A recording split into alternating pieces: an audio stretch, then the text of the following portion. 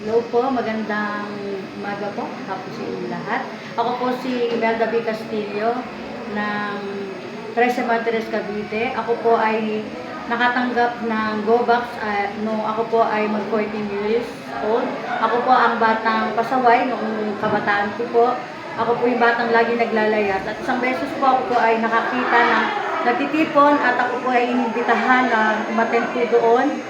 At doon nga po ako nakatanggap sa Cavite City ng GoBox na iyon at tuwang-tuwa po ako dahil siyempre po ako po ay may kukulang sa pagmamahal sa aking magulang.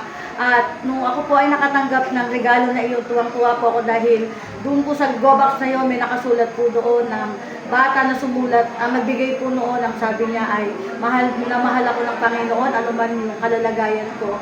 Kaya nagpapasalamat ako sa Panginoon dahil yun ang nag-start na ako po ay hanapin ko yung Panginoon sa buhay ko. Tapos yung discipleship ay napakalaking tulong sa paglago ko po dahil nung ako po ay tinuruan, gusto ko pa pong makakilala pa sa Panginoon. Kaya po nung ako po invite nila na mag-aral ng Bible School, ako po ay tumuloy po doon at totoo po na ang Diyos ay mabuti dahil siya po ang gumawa ng paraan para po magkaroon ng sponsor para ako po ay makapag-aral po doon sa Bible School. Kaya nagpapasalamat po ako ngayon dahil ngayon po aking ginagamit ng Panginoon bilang children coordinator sa amin dito sa church, sa Jesus United Mission Church sa Trece Martires, Cavite. Nagpapasalamat po ako sa donors na ating pong OCC at saka po doon sa mga OCC volunteer na sila po ay walang sawang nagtsatsaga po Panginoon at nananalangin upang marami pang makakilalang batang katulad ko na malayo sa Panginoon at makakilala sa Panginoon upang makapaglingkod din sa Diyos. Pagpalain po kayo ng Panginoon